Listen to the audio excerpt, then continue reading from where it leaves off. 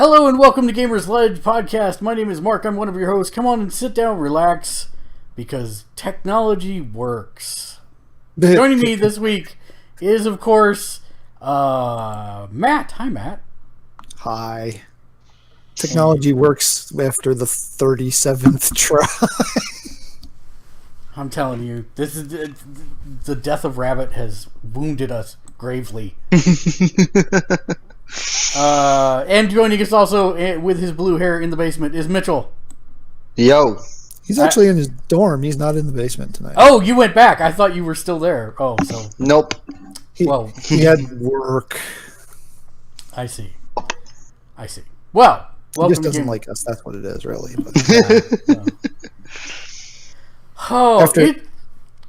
No, go ahead. I was just saying, after taking as much jump force as he could, he decided there was no longer a reason to be here, so he left. That's because he didn't realize Path of Exile is dropping today.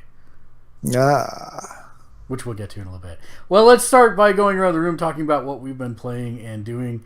And since the camera continually keeps resting on Mitchell because he's looking down. Mitchell, go ahead. What have you been up to for the last couple weeks since we saw you? Jump Force. Octopath Traveler, I've been playing that some. For people who don't know what Jump Force is, can you elaborate on what that is and your, overall thoughts on it? Okay, Jump Force is a anime arena fighter that involves 3v3 teams that all share one health bar. Well, the two separate teams have different health bars. But, yeah. And it only uses characters from the Japanese Shonen Jump Weekly. Japanese and I'm getting version. some feedback, so I'm hearing myself. He did say Japanese. Yes, Japanese. Oh, the Japanese Shonen Jump Weekly.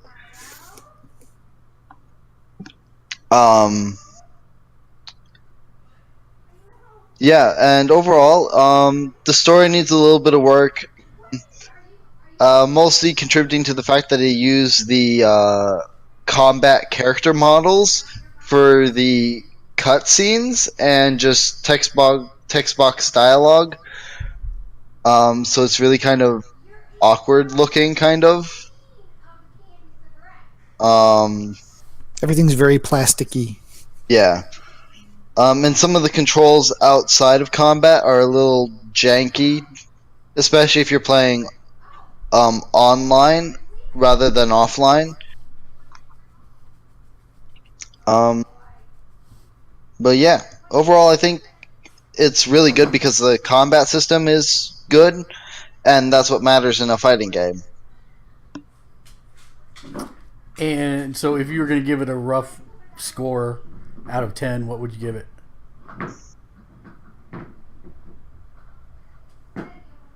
Probably, as a fighting game, probably 8.5, but as like a game in general, probably a 7. Okay. And what else? Yeah, there's some super jank in the lobby. Mm-hmm. I mean, there's places you can go to get missions and do stuff, but that whole online lobby is very, very janky. That needs some help. And something to stop the rage quitters. Yes, that is a problem. There's no rage. Yeah, no penalty when somebody rage quits. That seems like, they have to address that at some point. Yeah. Because it just shows up as a disconnect rather than as a quit versus a disconnect. So. Well, what else have you been playing? I played some 2. Started that again. You cut out. What 2? Kingdom Hearts. Kingdom Hearts 2. Got it. Yep. Kingdom Hearts 2. And then Octopath Traveler. I've been playing that here and there. Then my phone I've been playing Fire Emblem Heroes and Opera Omnia. Speaking of Final Fantasy, Matt, did you notice the problem on the store today in Kingdom Hearts? That's why I'm bringing it up. I didn't notice a problem. The only thing I noticed was I didn't notice the problem. What's the problem? So if you go to the PlayStation Store and you look at the games, there is the $99 all-in-one Kingdom Hearts package. Mm-hmm. But the video is for Final Fantasy 15. And if you look at the base Kingdom Hearts package, the video is for Final Fantasy 15. That's odd. And there was another one too. It wasn't Square Enix. It was another game that I went to go look at the video. Oh, it was the SNK King of Fighters. King of Fighters 2001, and it was the basketball game video. Well, yesterday the video for that game, because I did stop on that one long enough that the video should have kicked in, and it was just blank. It was just dead. There was nothing there. So they are having some sort of database. They're having some kind of problem at the moment. Yes. Yeah. But hopefully it doesn't affect the actual game itself, because if you went and bought the $99 version of Kingdom Hearts and got Final Fantasy 15, I'd be kind of upset. And Lexi was looking at it. She's like, "Aren't these characters in there?" I'm like, "No, I get your confusion. They are somewhat similar, but these are not the characters that are supposed to be in this game." But yeah, I was like, and when you said you were playing Kingdom Hearts 2, that reminded me of that I wanted to. So yeah, sorry. Please continue. I apologize for the interruption. No, that's everything for me. I got everything down. Matt, how about you? Well, the first thing I did over the last couple of weeks that I have not done in years was I went to a concert. What? Who are you? I know. We actually all went. It was the local rock station's 21st birthday. So every birthday they put on a concert, but this one was extra big because it was their 21st birthday, and of course there was alcohol everywhere. But you know, that's fine. It wasn't all ages show though, so they had to do the wristband thing. But yeah, we saw the two headliners. It had two headliners. There were Skillet and Breaking Benjamin, and there were two lead-in bands. Under Oath, which has been around for forever, and you know, not really my style of music, but they've been around for forever, so that's not a new band. And then the other lead-in was Fight the Fury, which is the two guys from Skillet with two other guys. They only have like 5 songs total. They have one EP, so he was his own lead-in. Wait a minute here. Do they get paid twice, do you think? I think so. That is genius. That is... I suddenly my estimation for Skillet just went way up. They score highly in my book. That's smart as hell. Yeah, Skillet was, I think, the best performer of the night. They had the best show. They had the best stage presence. Better than Breaking Benjamin? Yeah, actually, Breaking Benjamin, Ben himself, has been broken. When he's talking to the crowd, is incredibly personable and incredibly charismatic in a humble way. But as far as the stage presentation was better for Breaking Benjamin. No, they had pyro, they had the huge stage set up, they had all the special stuff. But as far as the level of energy the artists were putting out on stage for consumption was way higher with Skillet. There was way higher level of showmanship of the actual band members with Skillet than there was with Breaking Benjamin. Nice thing about Breaking Benjamin was, though, they put on a 2-hour show after we'd already been there for 3 hours. Wow. They put on a 2-hour show. It was a greatest hits concert. It was from all their albums. It was across their entire discography. There were only 2 songs, I think, that I kind of thought that were misses. But, with 2 hours of music, you can't really complain.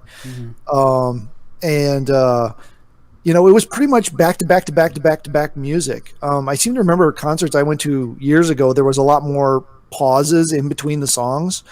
This was not. None of them. They were just, all the groups were just back to back to back to back to back music. One or two little talk to the people breaks, but for the most part, it was just constant music. And then the one instrumental break they did, or the one break they did have, it was the drummer. So the guy who's doing the most work all night is doing more work, while the other guys took a break. And the thing that they did on this one, they did a medley of songs that were not their own. And they started with the Imperial March, to which they brought out a special drum kit with lightsabers spewed off the side of it to start that one off. It was pretty freaking awesome. Then they went into a Megadeth song, which I don't remember which one. Then they went into Symphony of Destruction? It might have been. And then they went into Smells Like Teen Spirit. Mm-hmm. And then they went into and completely nailed Bohemian Rhapsody. And then finished up with Enter Sandman by Metallica. I was like, I never knew I wanted a Breaking Benjamin cover album, but I now totally want a Breaking Benjamin cover album. But yeah, those four guys, they did put in a lot of work. I don't want to, when I say that the showmanship was better, I'm not, these guys put in a lot of work, and they did put a lot of energy into their vocals. That's the one thing I don't like about going to concerts. Concerts always have the gain on the vocal mics turned down too low. Yeah. Drives me nuts. But they put a lot of energy into their music. They put a lot of energy into the song. It's just, as far as like, nobody on the stage on Skillet was standing still ever. They were always moving. And with the Breaking Benjamin, it was much more stand by the mic, play my instrument, and sing my part. But yeah, the danger with going to concert is then you want to go to more concerts. Yeah. I think Turo goes to like something like 17 a day, so I don't know how he affords it, but yeah, so that is not this week's list. I gotta flip my paper over. So yeah, that was fun. Now we'll have to see how long it is before I go to another concert. But yeah. So if you can see the Breaking Benjamin tour, I know they're touring with different bands this summer, so we won't necessarily see the exact show we saw. But all of the groups I've seen for this Breaking Benjamin tour for this summer has been great groups. And if they're doing the same set list they did for us, it's not December. They only played 4 songs off their newest album. The rest of them were all off of their older songs and that medley. So on to video games. I have not been playing a lot. I've been finding it really hard recently to find time to play games. And I don't know exactly what's going on, but it's kind of getting annoying. But anyway, that aside, I have gotten a little more Kingdom Hearts in. I have played some more Jump Force. It is an interesting game. I think it's very Tekken-esque in the sense that all of the characters' control patterns are basically the same. But knowing their timing and their range and the fact that they have different stats, so one has a higher defense but a lower attack, the other has a higher attack but a lower defense. Knowing that, and then finding the one that works with your style. Are you a button masher and you need to be doing a bajillion attacks a second? Then maybe you're a Vegeta. If you're really more of a tactical kind, maybe you're a Kenshiro. So it's kind of, you pick the characters that play to your thing and then find supports that play to your character's strength. I'm not anywhere near that good yet. I'm just more of the mash the buttons and see if I can do cool things. That's it, and he can attest to that. That's the level I play at right now. And I'm sorry, I missed what game this was. Jump Force. Oh, okay, sorry. Yeah. I was maining Trunks. Talking about DBZ. Yeah, I was maining Trunks. Got it. Who's pretty much a Mario. He's a really well-rounded. He's not slow. He's not fast. He's got decent defense. He's got decent attack. And he is the one Japanese Dragon Ball Z voice that's like cool. He somehow got the cool male voice because like Vegeta and Goku's Japanese voices are just bleh. Terrifying. And then I did. I've been playing off and on, and I picked up like an hour of it this last week. Iconoclast. I think that's how it is. Yeah. Which is a Metroidvania type style game. It's pretty fun, but I'm way early in it. And then I am still, and I only bring this up because I'm down to 1 trophy now. I'm still playing Adventure Capitalist. I am down to 1 trophy, and every day I get slowly and slowly more close to getting that last trophy.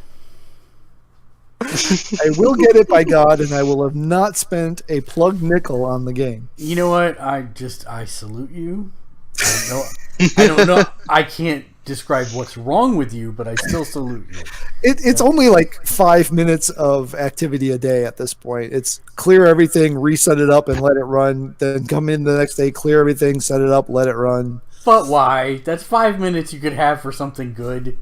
Yeah, but I don't know. I know. You started it, now you're down the hole, so you gotta finish it. I don't. Yeah, I've gone down this hole too far. I can't not see it through at this point. So on the TV side, I completed Love, Death, and Robots. Oh, that was good. Yeah, it wasn't quite what I thought it was going to be. And I'd still say there's only 1 excellent episode in there. There's 4 really good ones, a handful of I have seen this before, but it's an interesting take, and then a couple of stinkers. But it's the first one, episode 1, they really blew their load with episode 1. They really should have finished with that and not led with that, because they really set expectations and never really got back there.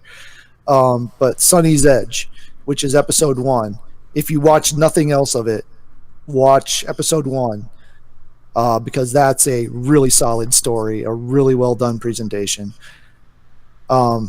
There are a few others I would say, if you rough it out. I mean, the longest one is 17 minutes? Maybe. So it's a bunch of shorts. It originally started out as a heavy metal remake.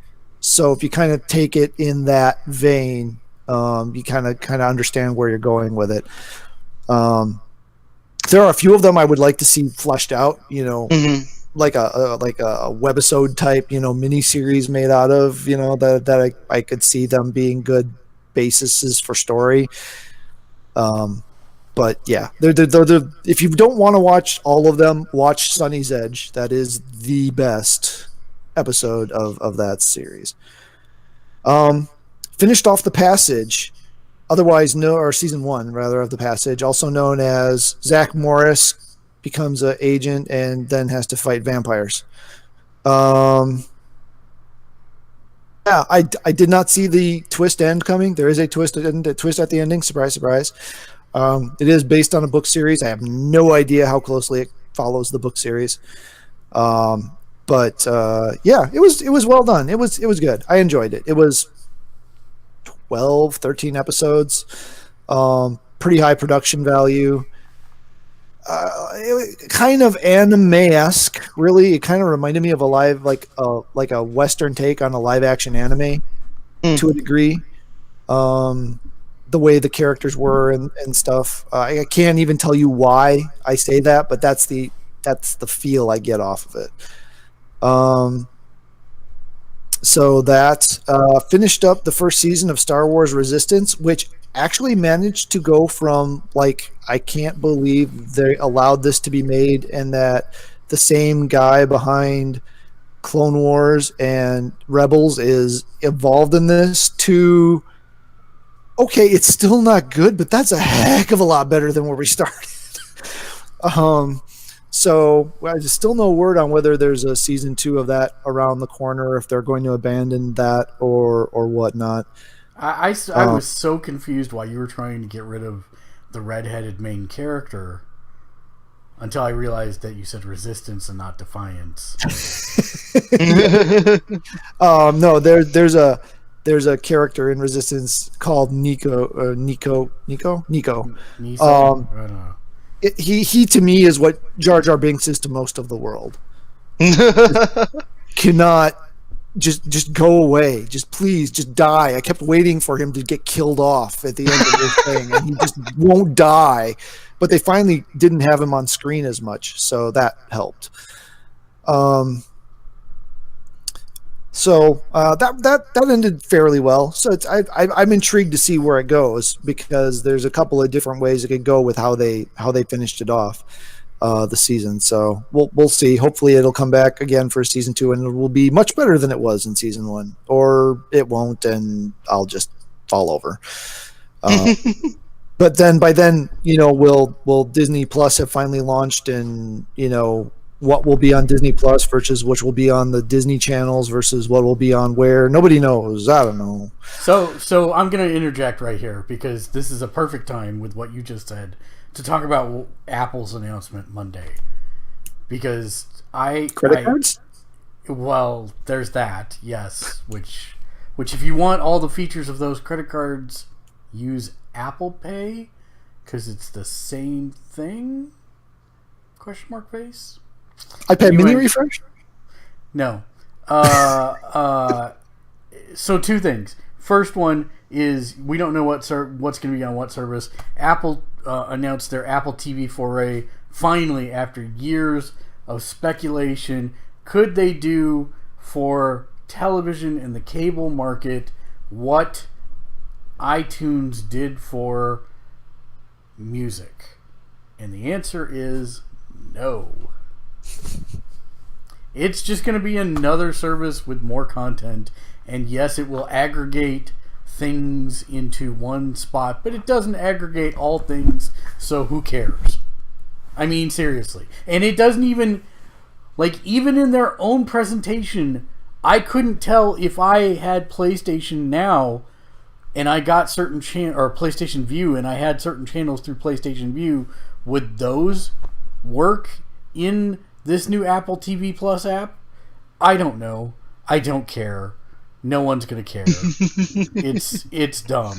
And it was very ambiguous. I mean, it not only was very ambiguous, the entire thing just illustrated to me that Apple, as the Apple that I fell in love with 30 years ago, is dead.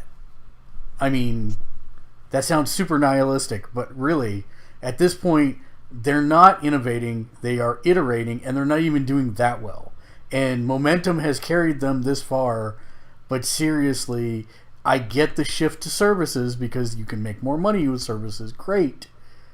But this service isn't well defined, it isn't solving a problem. I think Stadia was a more innovative announcement, even though I have so many question marks about that thing that it's not even funny. And we'll talk about Stadia here in a little bit, because that happened between podcasts, right? Yes, sir. Okay. So Apple TV Plus, they announced, don't care. What's worse is they named it the same as the actual hardware product. So that's going to help. Yeah, that's going to help clarify things. Then they announced credit cards, which they're just basically becoming the ultimate middleman. So sure, why not?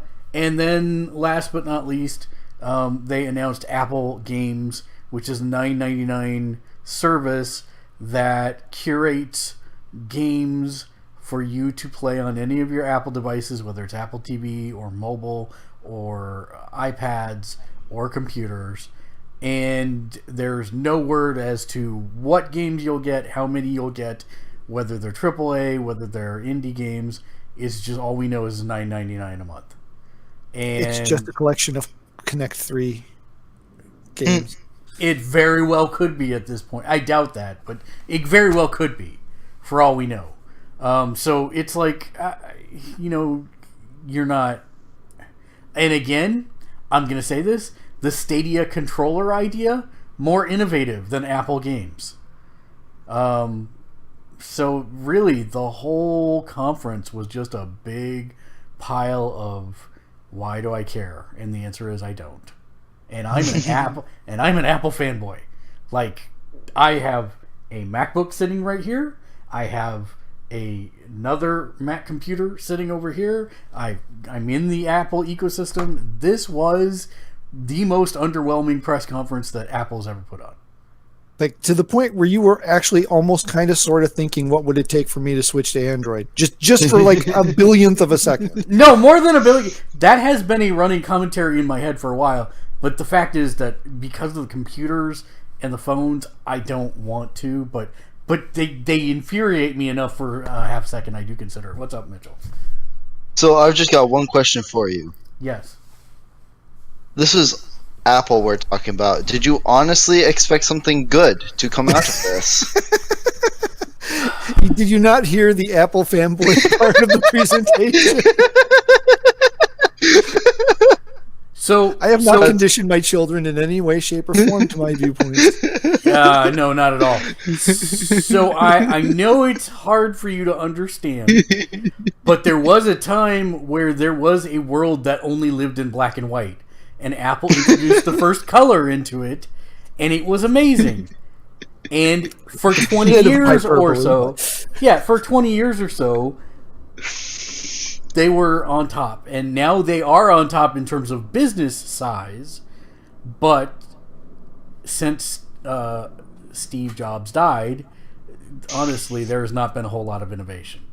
And my question has always been: can Tim Cook and the team that is there now actually innovate, or are they just going to iterate? And the answer is we've got an iteration, and there have been times, there have been a couple of years where it literally seems like they're throwing things at the wall. Let's make both the largest phone that we've ever made and the smallest phone that we've ever made and release them at the same time. Let's make a computer that looks like a trash can. Now, that, say what you will about it, the aesthetics of it, that machine is a beast. And for certain things like doing high-end video editing or really large Photoshop editing, it's a beast, and it's great. But it looks like a trash can. It looks more like a round paper shredder than a trash can, but yes. Yeah, fair enough. But yeah. So I was really super disappointed. I had really hoped that they had negotiated. I mean, with the format of what they announced, the only way they would have impressed me is if they said, we will be able to pull from any service that's out there. They did pull a bunch of stuff from Amazon, but Netflix is not included. Hulu was not included, I don't think. I think it was Netflix and Hulu that were not. So if they had given you one service that somehow transcended everything, that would have been amazing.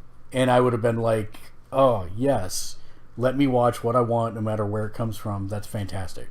But, yeah, I don't know. This was not that. I don't know what I was expecting. Hopefully anything but what we got. And so, yeah, it was not good. So that's my interjection on the Apple event. All right. So just a couple other things. Still keeping up on the Orville. Still putting out really good episodes on that. Mitchell, I think, caught up here over the last couple of days. So someone said to me the other day that the Orville felt like this might be they're giving them season 2. Oh, that was me. Oh. Do you still feel that way? The last couple episodes haven't had that same feeling. The first half of the season felt very like trans warp, to keep a theme going. Yeah. Felt like they were fast forwarding through as many story arcs as they could at one time. You know, maybe it was they just felt like they left too many open threads from season 1, and so they wanted to close a bunch of stuff off and get it out of the way for new stuff. Or it literally felt like, okay, season 2, this is it, guys. Everything you want to do, go. And that's what the first half of the season felt like was going on. Like, okay, they're not going to get another season, so they're just trying to cram every major idea they had into this season. But now the last couple episodes since the 2-episode arc haven't felt that way. So I don't know now. I'm confused. I'm just confused at this point. But the last few episodes have been really, really, really good. they're still riffing on classic next gen like episodes. They're still taking similar themes or similar episodes and doing their own twist on it. Did you watch season 1? Yeah, all of season 1. Oh, so you know who Bortus is? Yes. Apparently his race, incredibly susceptible to nicotine addiction. And it's hilarious. Fantastic. So I'm still I really like that show. I hope it's not going away because I have not watched either season of Discovery, but from what I know of what's going on there, this is still the most Trek thing that's been on in a very, very, very long time. Discovery is, I don't want to say in no way, shape, or form is it Trek, because that's wrong. It has a little tiny thread of Trek running through it, but it is by far the most grimdark Trek that we have ever received.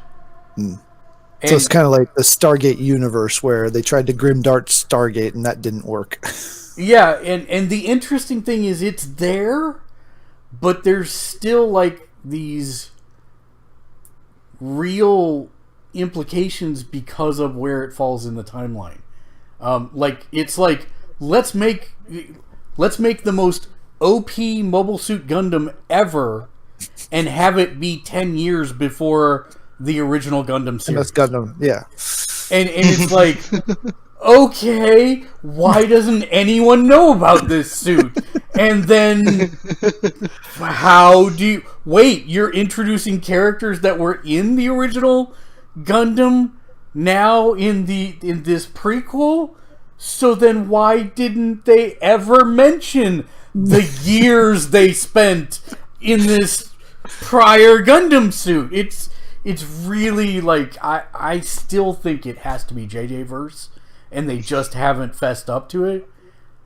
I don't know. It's really confusing, but it's not like the storyline is not bad. As bad as I thought it was going to be. Like I've heard nothing but hate over it, and I have finished season 1, and I can say that it's actually a fairly decent storyline in and of itself.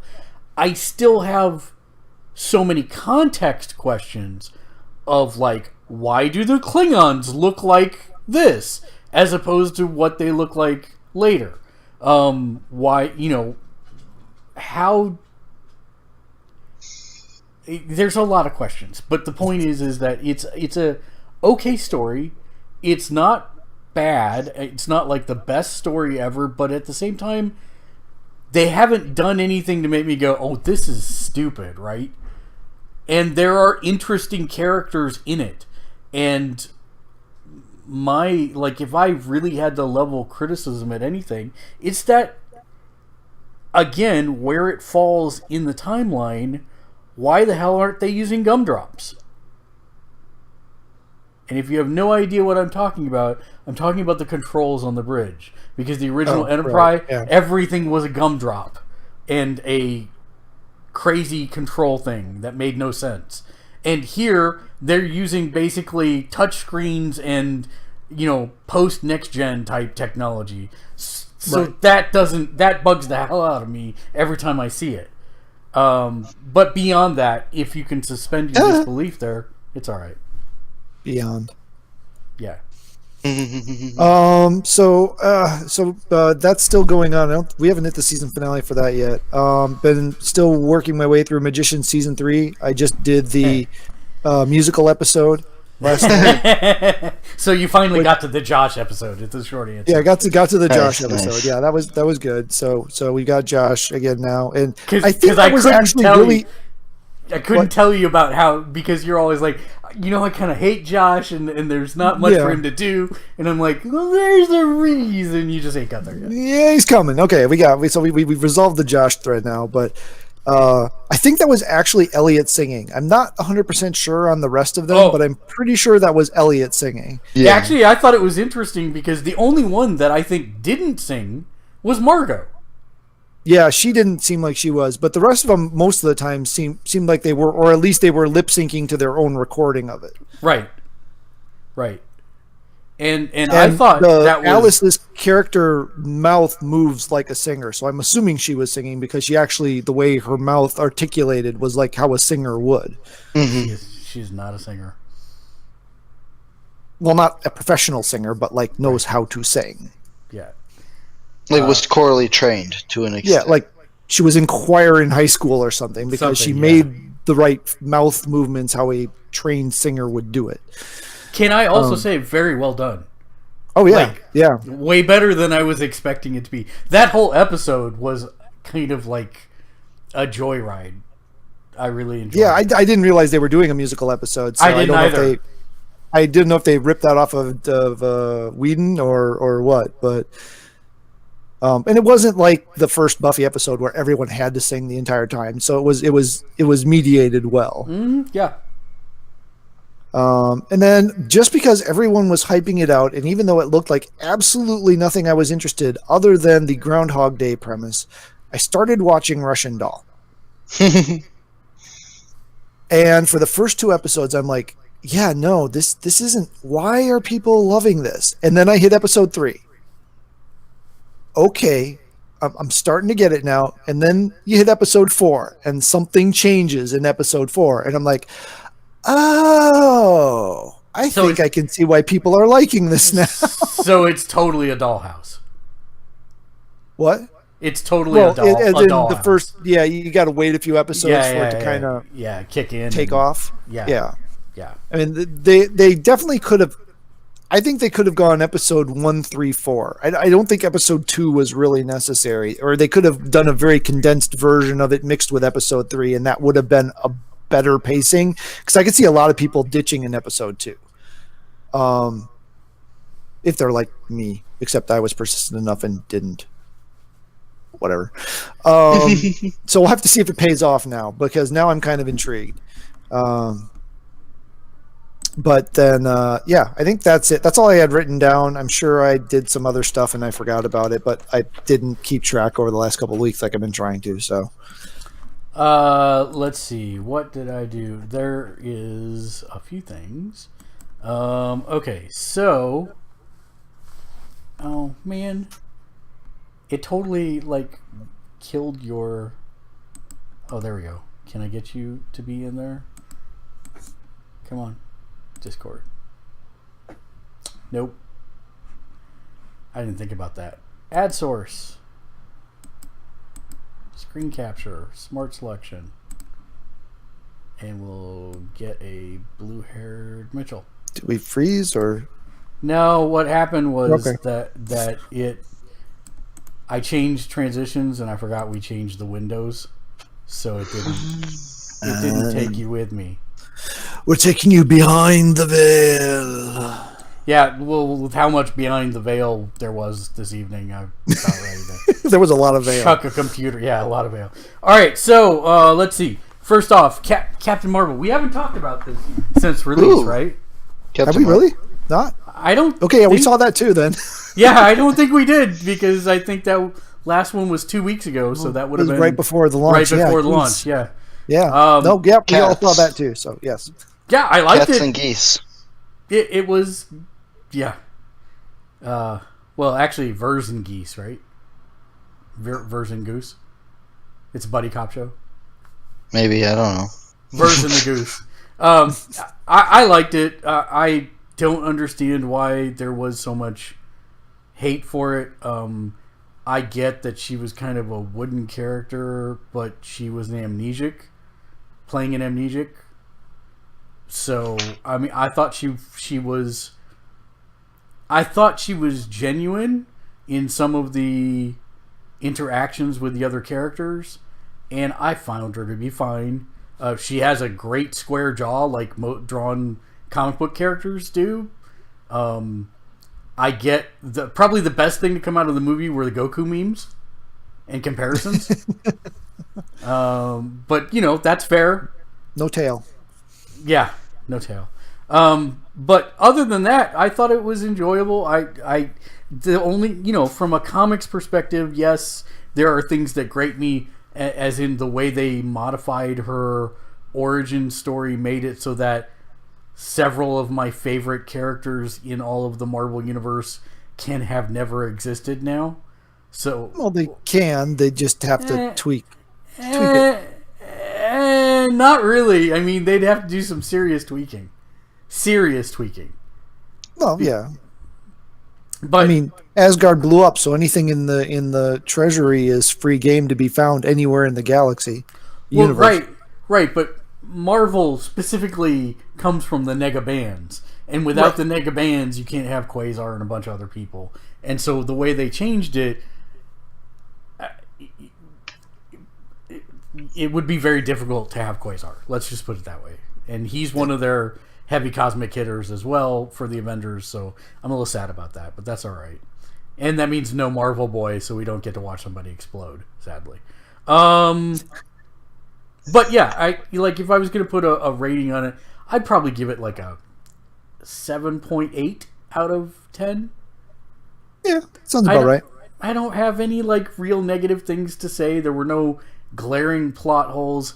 There was one decision that she made towards the end of the movie that I would have probably second guessed myself on, which would have been the limits of her power and how long that was going to last, which would be a bad thing to find out in the middle of space. But beyond that, I think it was fine. It was a fine origin story. It was not the story that I thought they were going to tell.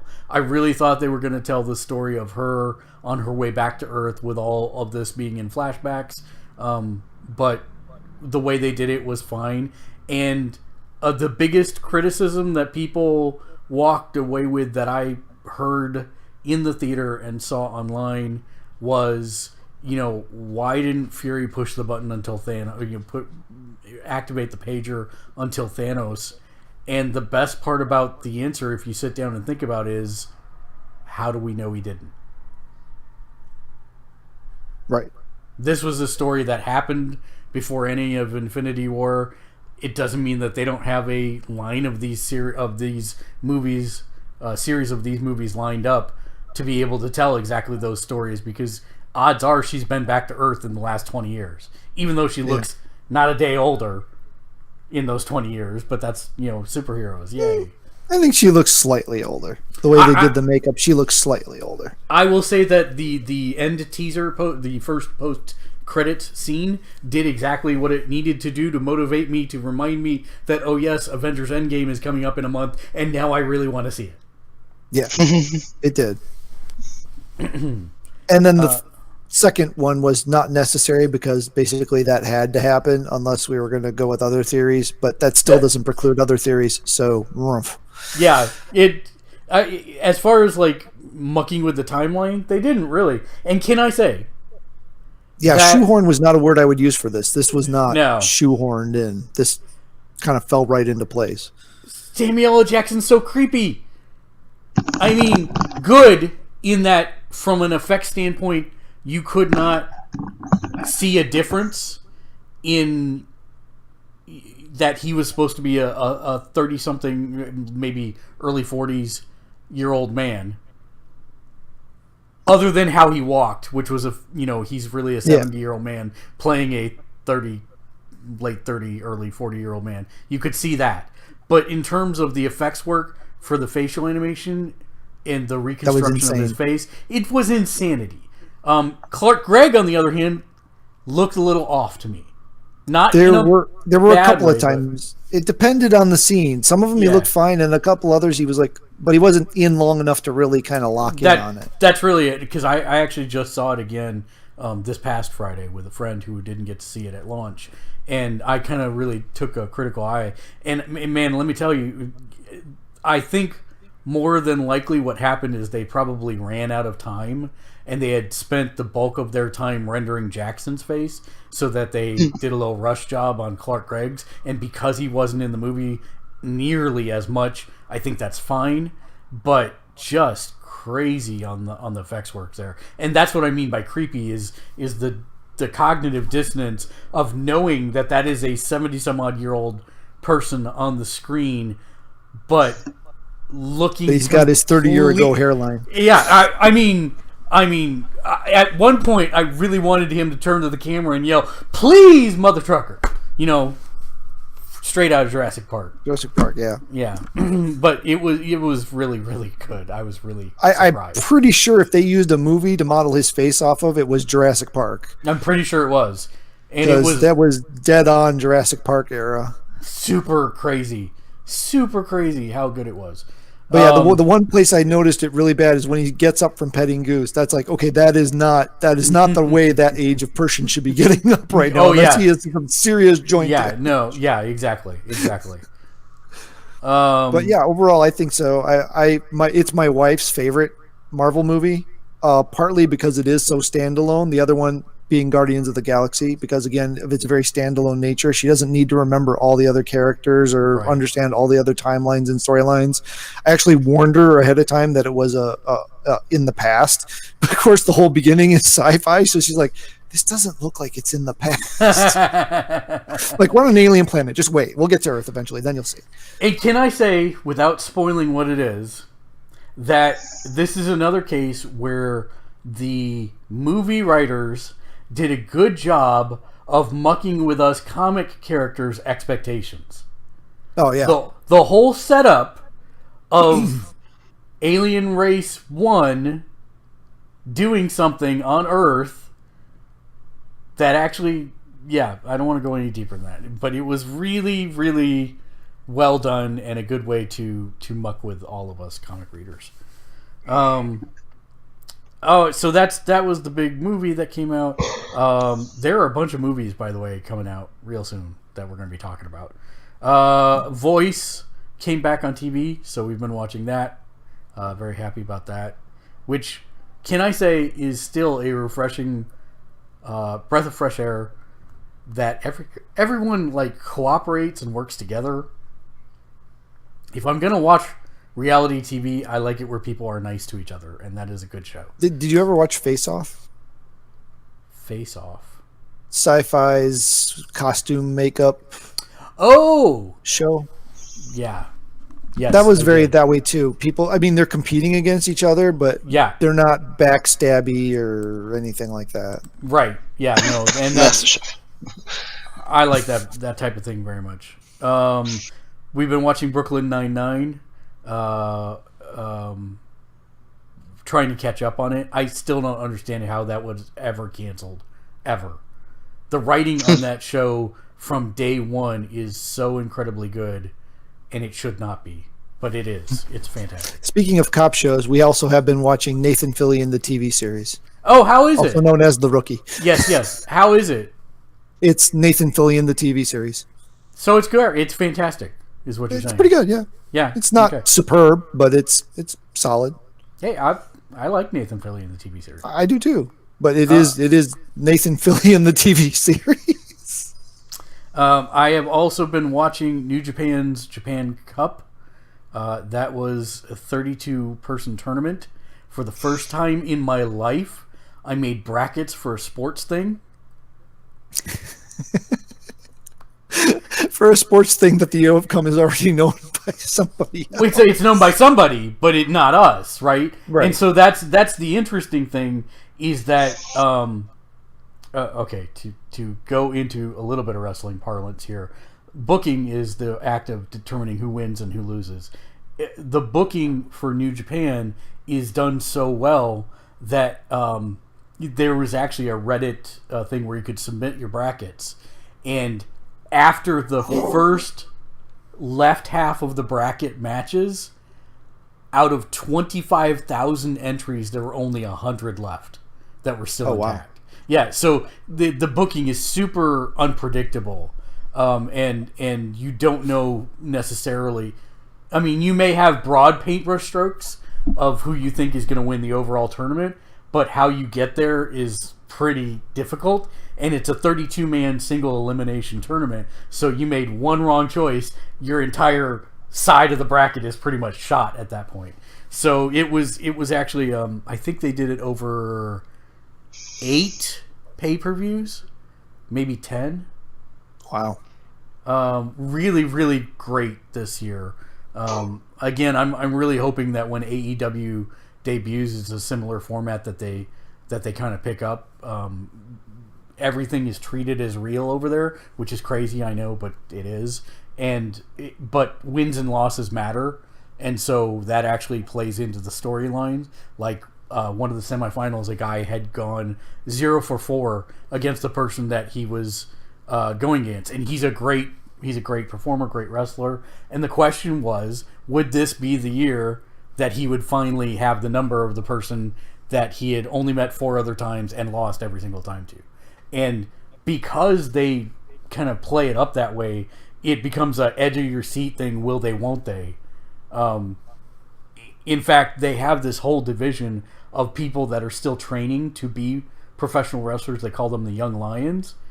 And this was the very first year that they put Young Lion in a match, and they put him against the former number 1 guy in the company. And because it was such a momentous thing that they put this Young Lion in the cup, there was so much speculation of, would the former ace of the company actually do the job and take the loss to the Young Lion to kind of kickstart his career and propel him forward?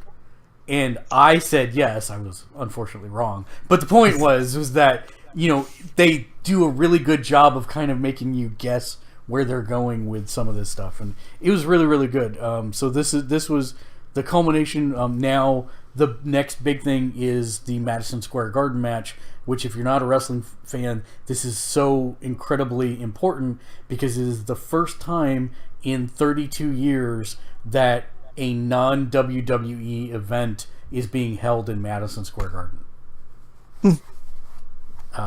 And McMahon is super pissed about it too, because they have been exclusive with WWE for the last 30 years. Wow. But yeah, the event sold out in 30 minutes or some crazy statistic like that. So that'll be really interesting. Games. I've been playing the Muscle Hustle on my phone. Still, it's marbles in a wrestling wrapper. It's really dumb, but I don't pay any money for it, and it's a whole hell of a lot of fun. So there's been that. On console, Path of Exile dropped yesterday. If you are not familiar with Path of Exile, I will give you a PSA right now. It is Diablo 2 with the skill tree or skill sphere system of Final Fantasy X, and all items, whether it be armor or weapons, have the materia system of Final Fantasy VII. And it's free. And it's free to play. And that sphere grid that I am talking about for player progression is so large that people have played for years and still are not to the end of it. It takes 3 entire full screen pictures to just show the grid in its entirety. Zoomed way the heck out. Dang. Yeah. It's crazy. It's super crazy. But it is. Now, on the other hand, the DLC for this is ridiculous. So there's one class armor set that's $150. So that's the thing. First of all, there are no unlockable classes or weapons or DLC in that fashion. It's all cosmetic only.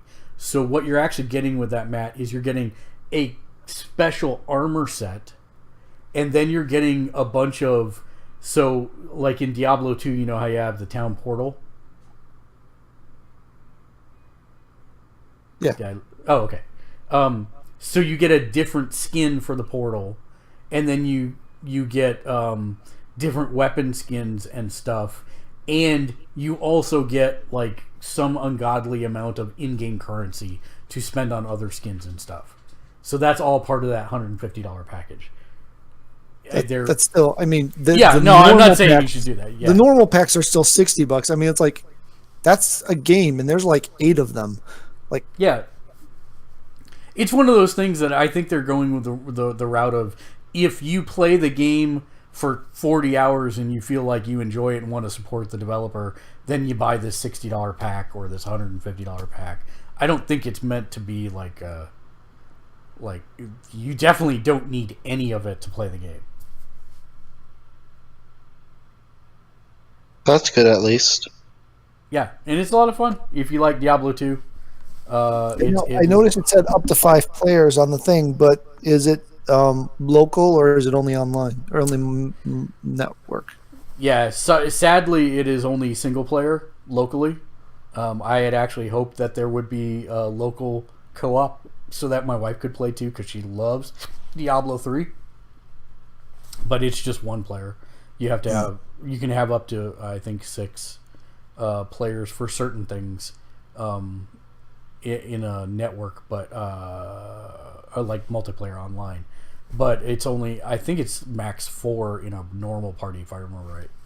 But it's made a ton of money on PC.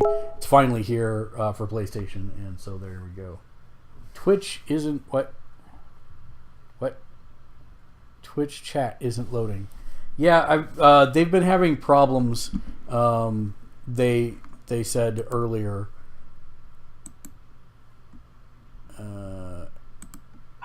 Yeah. Well, Monday we couldn't even load Twitch. Yeah, Monday we couldn't even load it. It was horrible. And then last but not least, what I've been playing the most of since it launched, and we've not had a lot of time to talk about it, is The Division 2. Last week we didn't stream at all. Had some personal stuff I needed to take care of, but got to really dig into The Division 2.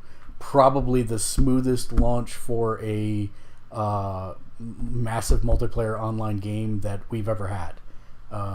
Anthem's was very smooth also, but the game was inherently broken at launch, so I don't know if that counts. Like, we never really had connection issues, so that's great. But everything in The Division has worked from day one, with the exception of something that happened like at the end of week 1, but they patched within a day. So they've been super responsive to things as they've come up. It's been an overall very smooth experience. I am now at the end game. I'm at the cap as high as you can go. The game, there's still like so much to do, so many things to do. The feel of the world is very different just because of the color palette alone. The fact that it's DC in the summer versus New York in the winter. The graphics are great. The gameplay is solid. It's still, if you played The Division 1 and enjoyed that combat, it's actually a little tighter and faster now. But the problem, or not a problem, but the biggest improvements are in AI. They are super crafty, constantly trying to flank and get around you, get you into disadvantageous positions. You can play the game solo. It's so much better with friends. The Dark Zone is completely revamped. If you are under level 30 and go into the Dark Zone, odds are you will not see another single player in there. They have a new alternate rogue system.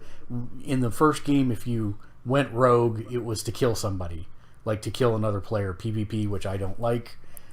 In this version, they actually make a distinction between going rogue, which is doing something a little shady, and disavowing the division, which is you killing other people.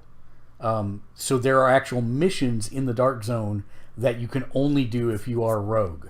So, for example, there will be a shade terminal I can hack into to find a location of a hidden base. And if you do that, that's bad. You go rogue. And that means other players could get a bounty for killing you. But while you are rogue, you can also find boxes to unlock and steal the contents of. So it's kind of a non-killing... Can you hear him, Mitchell? Yeah, I can hear him. Okay. I couldn't for some reason. Anyway, carry on. Can you hear me now? Yeah. Good. Yeah, so it's a non-lethal way of going rogue. You don't actually have to participate in PvP if you don't want to. I mean, it runs that... You have that adrenaline rush because you know that you're being bad and other people could kill you for it. So there's kind of that cat and mouse part of it. But overall, it's a non-lethal way to do it, and it's a lot of fun. When you get to the end game, and you start increasing world tiers, that's where you'll find all the other people that are running around killing people. So we try to avoid that wherever possible. There are a couple of missions that require you to do it, but it hasn't been an issue so far. And so it's a little different, but beyond that, the fact that it's split up into 3 zones they're very small compared to the old one, so that's a little different, and that's taking some getting used to. There's a large portion of the map to the north that is just unavailable, and I kind of think that is actually going to be one large, giant, permanent dark zone at some point. We're just not there yet. First content drop comes next week, and they're already increasing the world tier, and we get a new stronghold, and I think the raids are coming soon, which are going to be the first 8-person cooperative events. Normally, you roll with 4 people in a team, and that's it. So they definitely learned from Division 1, and they're pumping out.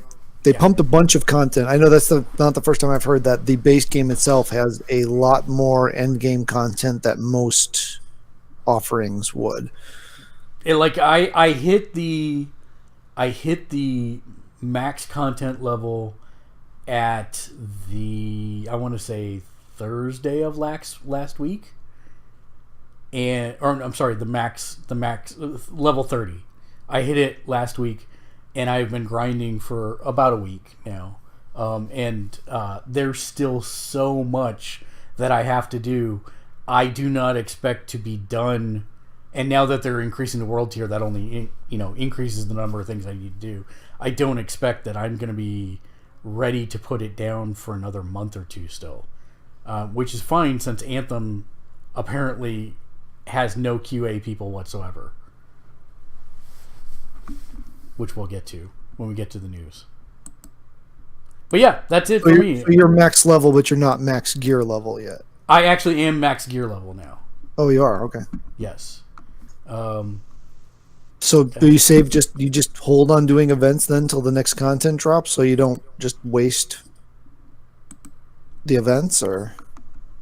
So that's not, well, yeah. So I'm trying to not get super into the weeds, but the basically at level 30, and this is not a spoiler because they actually came out and said it before the game even launched.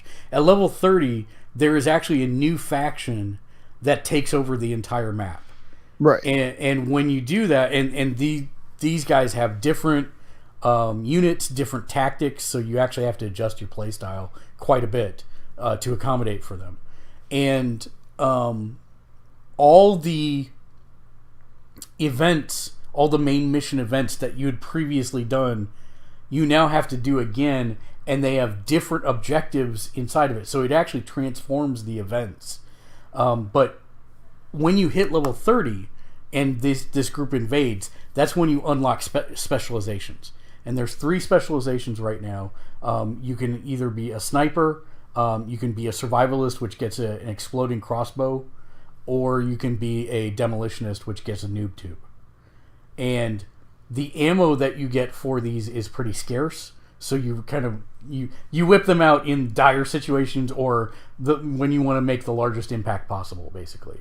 I am playing the crossbow specialist, and you get 3 points every time you level up. Once you hit level 30, you get 3 of these specialist points to increase your skills.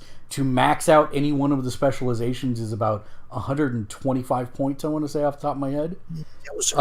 And so all the previous events that you did now are modified, and you get 5 points for completing it, and then 3 points per level. Now, there's only, I want to say, 6 of those events, plus the 3 open strongholds. So 6 times 5, you're talking 30 points. So what we did, because once you finish one of these missions, it's done. You don't get to play it for 5 points again. So what we did is we actually did a cascading thing.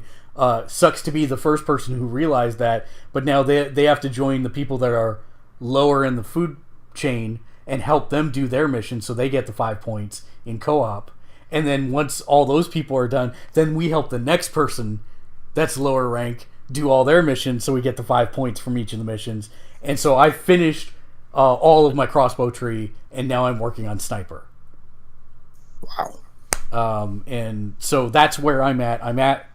I'm technically I'm not at max gear score. Max gear score right now I think is 453, and I think I'm at 451. But I'm only swapping out items that make sense for my build now, as opposed to just trying to get the highest gear score possible.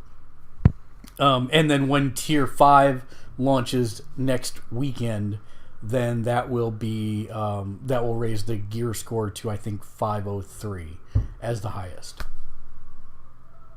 So yeah, nice round. Yeah, and the interesting thing is I am playing modes that I would have never imagined myself playing. They have a straight up PvP mode called Conflict, and there are 2 modes in Conflict. It's either Team Deathmatch or Domination. And Matt has played some of these games with me in the past and knows I love Domination, but I hate Team Deathmatch. But every time you win one of those, you get 3 chests, and inside each of the chests is a single item that is usually max level. So I'm playing some PvP, even though it's not my favorite.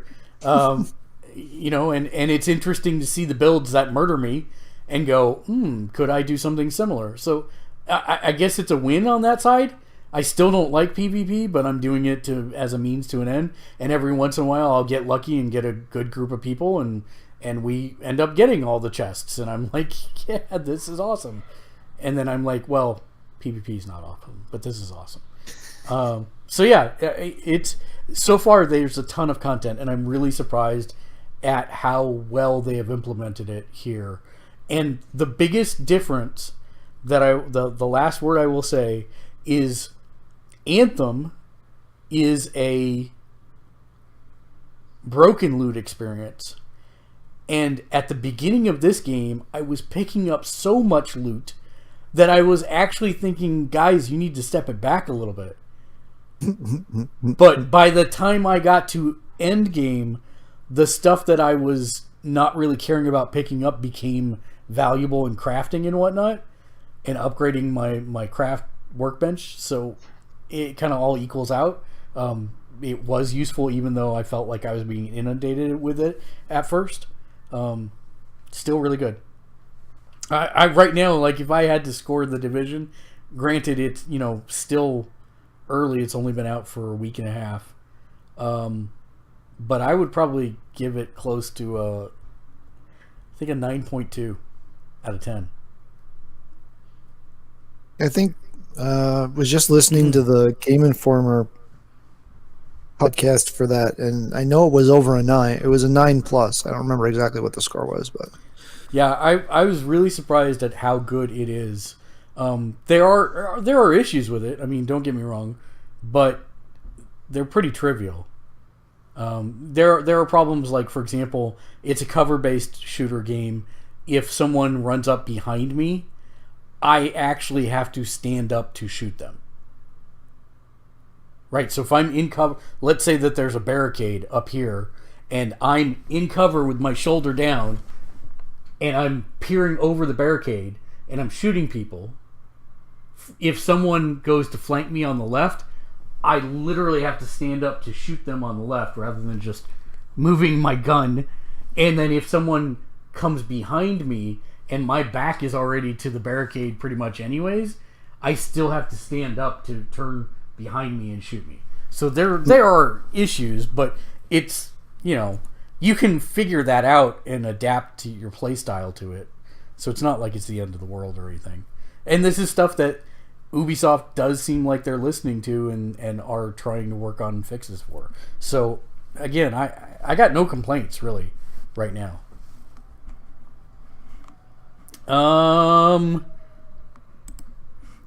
we started a little late. Let's try and get to the news. News. You news, you lose.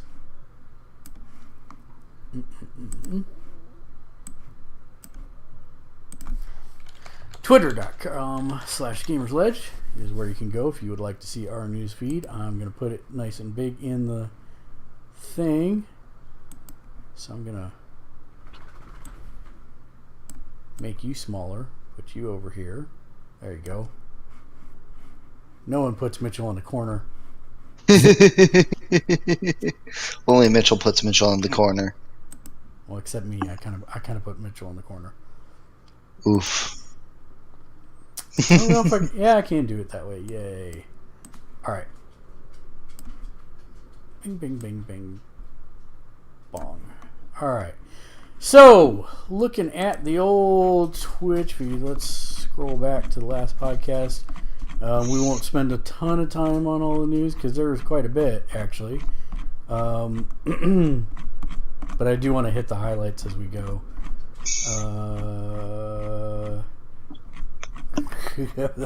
Did I mention there was a good bit of news? Because there is.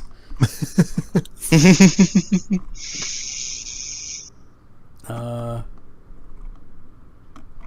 I know we talked about that.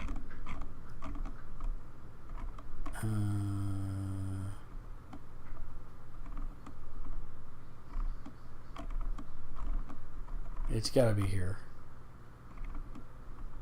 Unless we didn't get it. We must have not put a link in for it. Woo! Yay. I think it was right about here. Should have been the 13th-ish. Oh. So it might be here. Yep. 13th. The Endgame trailer, No Man's Sky, Beyond, Guardians of the Galaxy. Nope, we're way past the 13th now. All right. Yeah, I know we talked about that Spotify lawsuit on the 13th. That means Spotify is suing Apple in the European Union, saying that they can't own their network and sell things on the network at the same time, which is kind of a ridiculous claim. They built the network. The hell they can't. That means Endgame final trailer came out, and we can't watch it. That's frustrating. Okay. No Man's Sky Beyond is coming as a free update. It is getting a full VR. I don't think that was in the socials. No, that was part of the state of play. Okay. This particular announcement for Beyond was No Man's Sky Online. So No Man's Sky Beyond is 3 components. Wasn't really made clear whether the VR was part of the 3 components of Beyond or if it was a separate thing. But the first component of No Man's Sky Beyond is No Man's Sky Online, which brings more full-featured online functionality. Meet up with your buddies anywhere in the multiverse and go do stuff and quests and things. That almost makes me want to repurchase it. I still have mine, so that may be a thing that we do for Mondays. We'll see. What were the other 2? They didn't announce yet. Oh, okay. They've only announced online, and then part of the state of play was the VR, but it wasn't made clear if that was one of the 3 components of Beyond or not. Got it. The VR was coming to PlayStation VR and Steam VR. James Gunn is back as the director of Guardians of the Galaxy 3, which I think is a good call. Yep.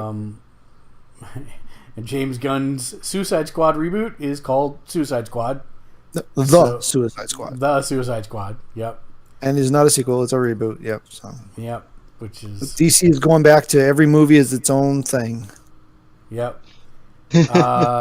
Google revealed Stadia, which is their stream anywhere gaming service, which my biggest questions were... I mean, the coolest thing about it is that the controller connects via Wi-Fi directly to their data center to help reduce latency. And I'm like, that is a really good idea. It also keeps them from having to fight with drivers for all the different devices. Exactly. The downside is that I still don't know how they solve for the middle miles. Like the last mile is the connection from your ISP to your house. But it's the stuff in between that last mile and the data center that I don't know how they programmatically account for in terms of latency. Later on, I think I've got a link of somebody who got hands-on with it. And sure enough, he had latency problems. And I'm like, well, okay. So does that mean we're not going to be offering any fighters? Because that's what it seems like. And on top of that, they haven't announced a cost model. They haven't announced how games work. Do you get games fed to you every month? Do you have to buy games? It's the core announcement is interesting, but until we get more details, I can't get super hyped about it yet. Pretty much. Konami announces anniversary collections. It's actually 3 collections: a Castlevania collection, an arcade collection, and a I just had it. Castlevania, arcade, and didn't I say in there? Contra collection. Yeah. So this one should make Mark happy because he loved his Neurodancer. So Crypt of the Necrodancer was really fun. And they are creating Cadence of Hyrule, which is a rhythm-based game on Legend of Zelda. I think it's great. I don't think it's a skin, though. I think it's a brand new game. It is. It's the game. It's not a skin, but it's the Necrodancer game, but in Hyrule. Right. So I mean, that's going to be a whole redesign of the game, I think.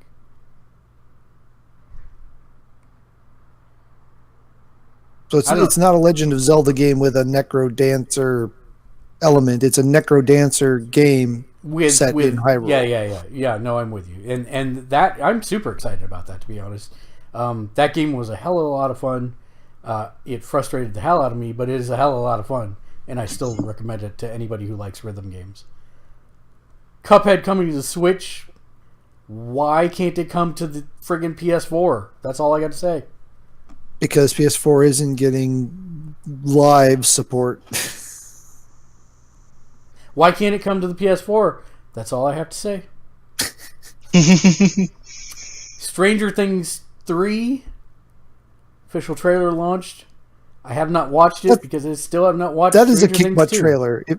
If you watch that, well, not really a lot of spoilers for season 2 in the trailer itself.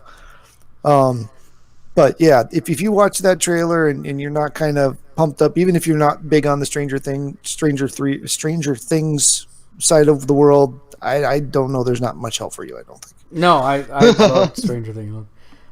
State of Play. This was the announcement of it, and then we actually covered it above, but super underwhelming, in my opinion. Yeah, I was expecting there was going to be one major announcement and a bunch of little things, and instead we got a bunch of little things. Yeah, a bunch of little things. And granted, they did finish with probably the best trailer, which is the Mortal Kombat 11 Everything Old is New Again trailer. But still.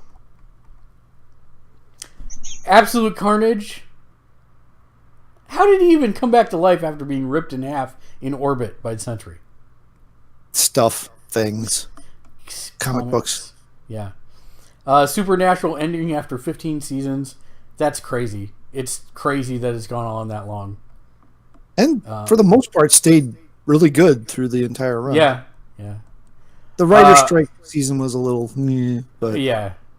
Marvel Comics announces House of X and Powers of X.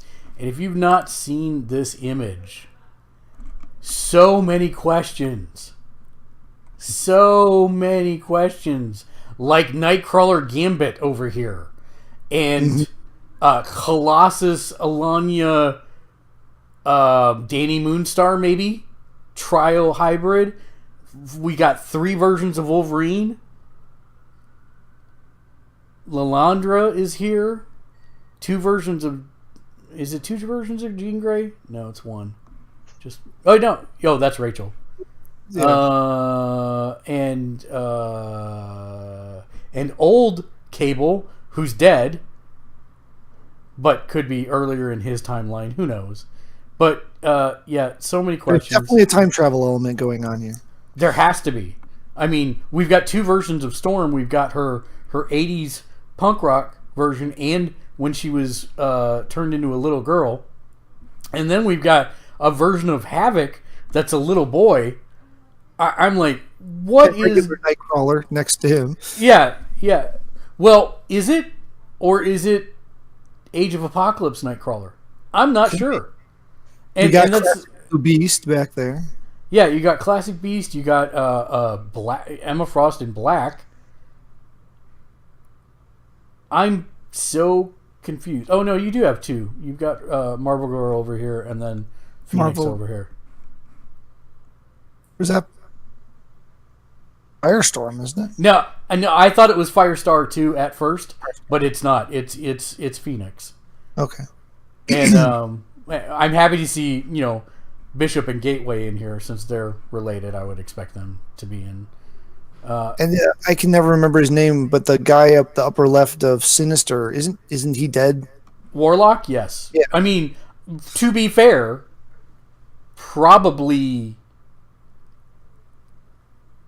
an easy 35% of this image is dead. Yeah, that's true. Because, I mean, you've got Vulcan, dead. You've got Thunderbird or his brother, both dead. Cable, dead. Cyclops until recently, but he's back. Warlock's dead. Cable dead. Moira's dead. Charles is dead. I mean, okay, kind of dead. He's in Phantom X's body calling himself X, but mostly dead. Weapon X Wolverine is weird, dead. Nimrod, oh god, this is the melding of Nimrod and whatever. Dead, also. Yeah. So lots of weirdness going on here. So, and you buried the lead that both of these books are being written by Jonathan Hickman. Yes. Returning to Marvel after quitting his run on Avengers and then taking a hiatus from the big 2. Yeah. So I'm pretty excited about that, to be honest. That's going to be great. And they say that it's going to establish a new status quo within the Marvel Universe for them, which is kind of needed at this point because I don't know where the X-Men really fall in the power balance of things anymore. I mean, yeah, well, they're not in the big events anymore because of the division that happened. Right. But funny, a company just bought a company, and now we're going to reintegrate all these people that we've been ignoring for years. Daedalic announces a new Lord of the Rings Gollum game. Not much to say about that, I think. Sony confirms it will no longer sell full game download codes at retailers. This hasn't affected me like ever. If they were to stop selling PSN card digital forms, that would be a bigger deal in my mind. Yeah, but those are not affected, and DLC codes are not affected. Basically, it's just the full retail games. The only thing that this impacts is the gifting, right? Presumably, this means we're going to have to get gifting in the PSN store. No, I don't think so. I think they'll do exactly what they've been doing. You can't even gift a PSN card code. Like, I have to just get the code, give it to you from Amazon directly. Yeah, it's so dumb. Yeah. EA's laying off 350 people in marketing, publishing, and analytics, mostly out of Japan and Russia. Yes, Japan and Russia. It's really weird to me that both EA and Activision are posting record profits this year, and yet we hear these reports of them downsizing so much. Find something else in the company for them to do. That same thing's happening, it seems, everywhere. You got companies posting record profits, record sales, record this and that, and then the next thing you know, hey, let's downsize. Yeah. Oof. 22 years after the fact, Nintendo gets Final Fantasy VII. It's very depressing to me that it's been 22 years since the launch of Final Fantasy VII. I was Mitchell's age when Final Fantasy VII launched. I'm a little depressed. Anthem released its new patch. And they were trying to fix the loot issues, and they made everything worse. Now the drops you're supposed to get at the end of strongholds no longer necessarily drop. Other people can pick up your loot, which is instants, so that's crazy. And in general, it's like they can't catch a break. And I don't know how that made it past QA. Either they don't have a QA team at all, or they're having a lot of super pressure put on the teams to just get stuff out there, and it's causing more problems than ever. But on the good side... So this is not what they needed after Andromeda. No, it is not what they needed after Andromeda. I still think within the next 3 months or so, should be just fine. They'll get it ironed out.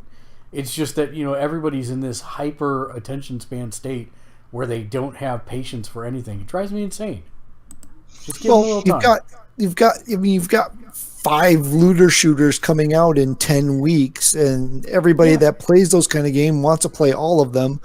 So you've only got that, 1-2 week window to nail it. But for me personally, the gameplay loop was fun enough that I will give them time off because I've got Division 2 to work on. And when I get to where I've exhausted the content, or I get burnt out on Division 2, then I'll go back to Anthem. And all of us in our group that play these types of games said that's what we were going to do anyways. So I'm not, for me, I guess it just seems like people need to have a little patience. If you're that poor person who only had enough for one of those games and you went whole hog into Anthem, I'm sorry. You have a broken game right now. But Division 2 launched with so much cosmetic stuff in their store compared to Anthem. It was insanity.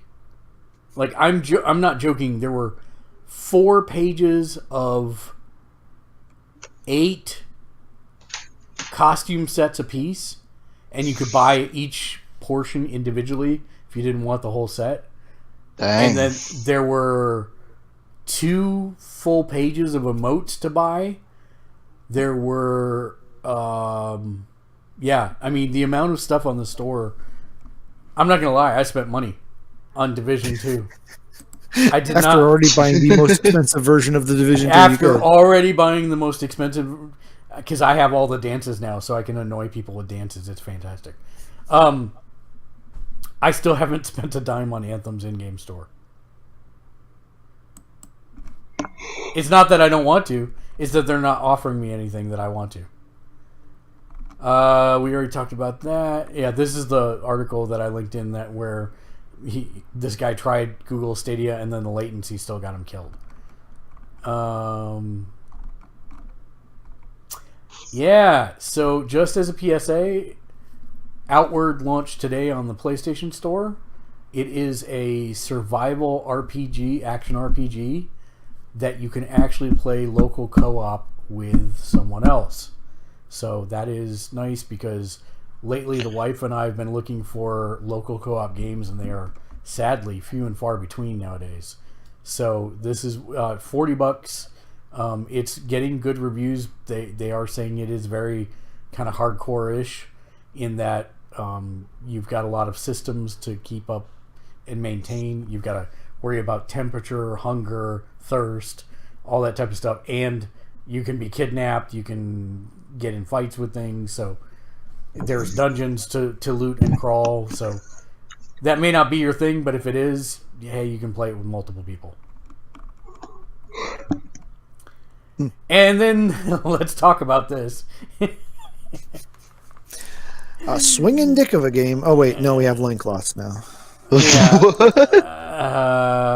So the April PS4 game, PlayStation Plus games were announced. It's The Surge and Conan Exiles. Matt, how do you feel about those? I feel like for once, I probably don't have to worry about trying to work new games from Plus into my schedule.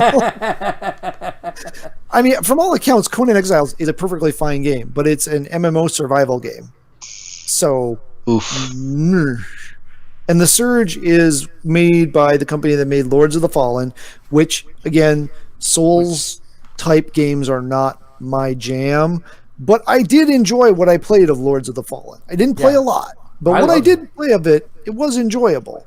Now, from what I remember of hearing about The Surge when it came out, had problems. I don't know if it got patched. So I'm not super keen on that one. Again, it's a Souls Lords of the Fallen-esque game, right? Yeah. Bloodborne, Dark Souls with no soul. So yeah, obviously that person didn't care much for it. Yeah. But yeah, the Surge is not something. It doesn't sound like it's worth the time. I've still got Bloodborne to try to play if I want to do something of that nature. He's stuck on Gascoigne. Yeah, I got to the guy. He kills you killily, and I said I have other things to play, and then I went along my way. You know you're supposed to lose that first battle, right? That's not the first battle. Oh. Okay. The werewolf. I beat that thing like nobody's business. That thing I beat. You're supposed to die against it, and I killed it. Nice. Yeah, no, Father Gascoigne. That's where he's stuck. Oh, okay. Yeah, okay. the other hunter who's now a beast. But yeah, I don't know.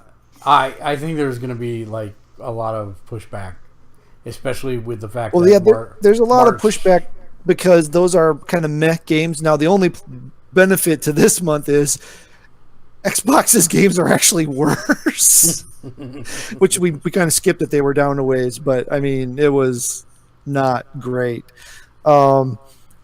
But yeah, they've gone down to just a 2. Everyone really thought that they would do something else. I really thought they would try to push other parts of their ecosystem. They would give you like a free rental or that would be smart. Sort of limited now access, 1 game a month or something. Or I thought they would give you something, but they haven't. And that was actually what I was expecting was going to come out of the state of play, was that they were going to announce, okay, we got rid of Vita and PS3, and you're getting 2 PS4 games now. Oh, hey, we're announcing that starting next month, you'll get a...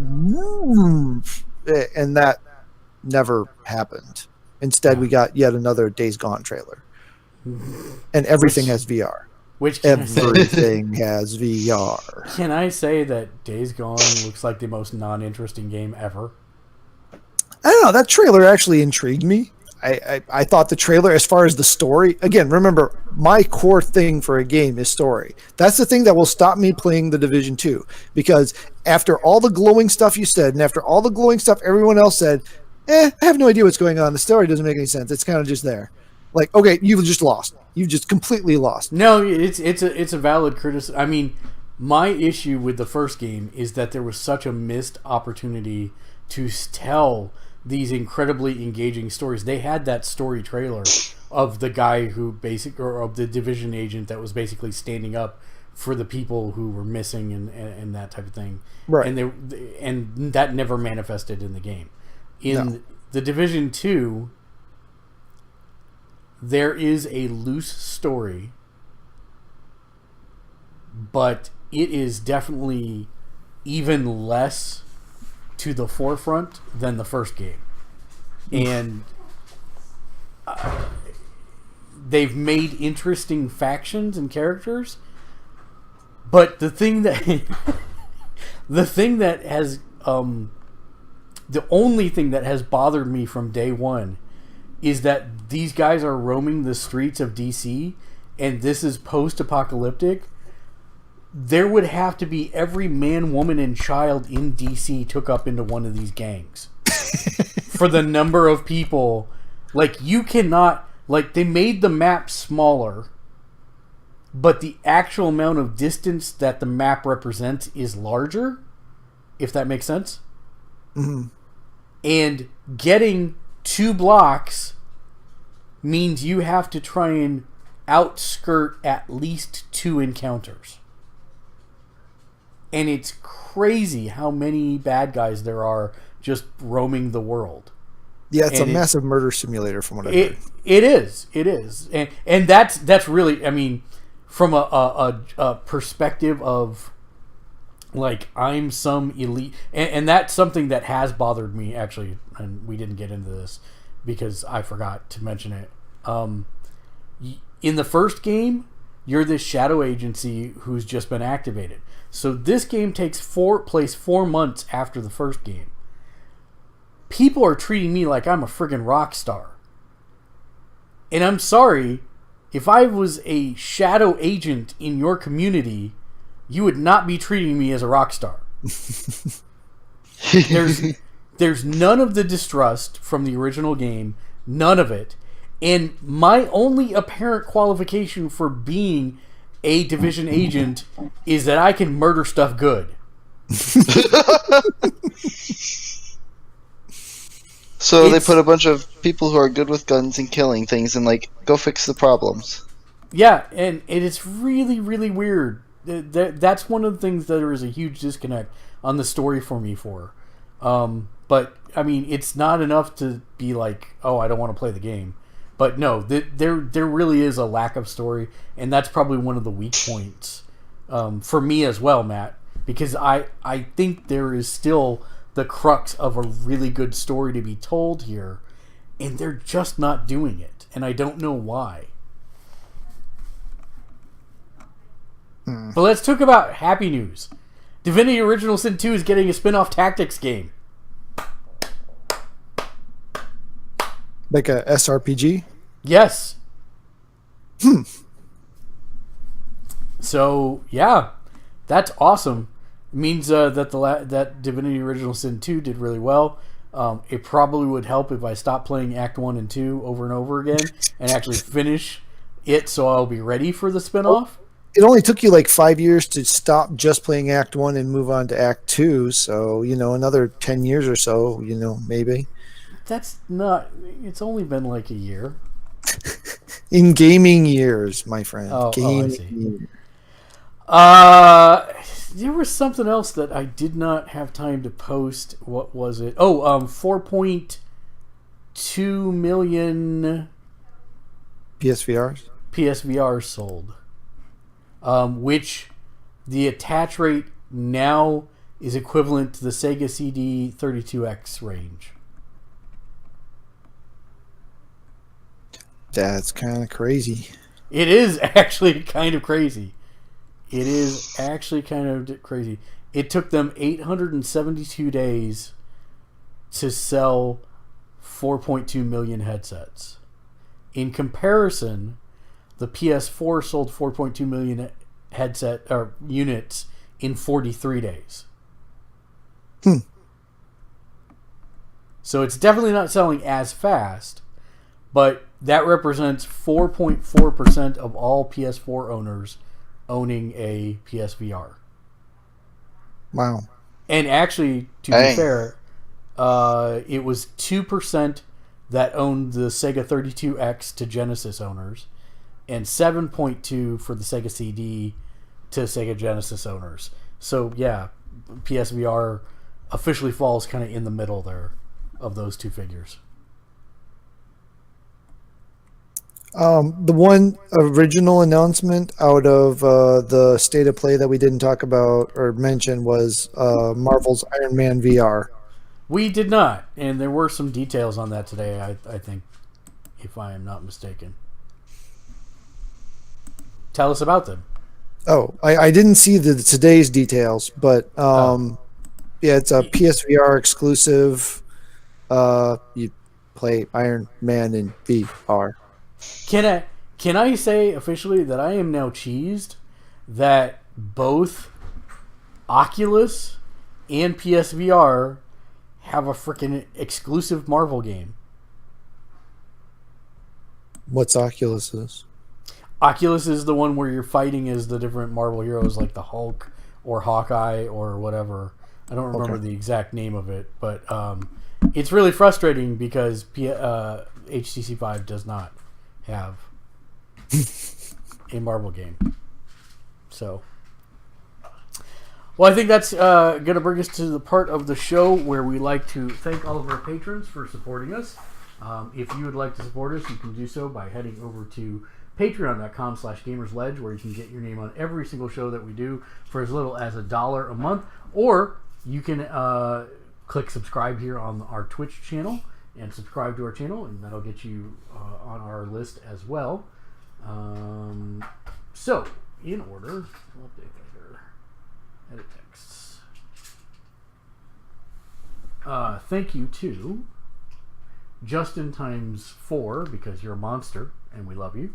Regina times 2, Naomi, John, June, Eric, Lexi, Patrick, Dave, Kevin, John, Nashok, William, Peter, John, Vekarad, Colleen, Tracy, Michael, Dave, Nick, Arturo, and Matt. Because Justin gifted you with a subscription this last month. I don't know if you saw that. So thank you to all of our patrons, and that's going to bring us to final thoughts for the evening. Mitchell, final thoughts.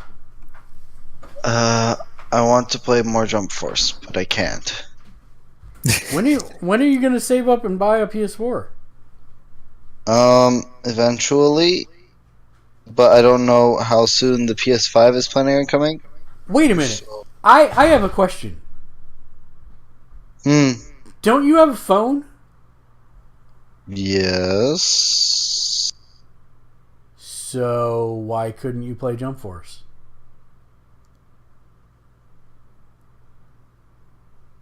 I'm not sure I follow. The Remote Play app. Wait, are you on Android? Yeah. Oh, sorry. Well, never mind. I mean, he does have a PC laptop too, so he could. Oh yeah, you could remote play that way. Well, that's more money. Controller. What do you mean it's more money? You remote desktop into the PlayStation and play that way from your computer. Oh, yeah. Okay. I think he has to be set up as the default user, which is currently me. And I don't know if you can. I'd have to look into that because I know that was a limitation when we set up the remote play on the PlayStation TV. Was it had to be the default user? That's an interesting use case. You should let us know what you find out. Yeah.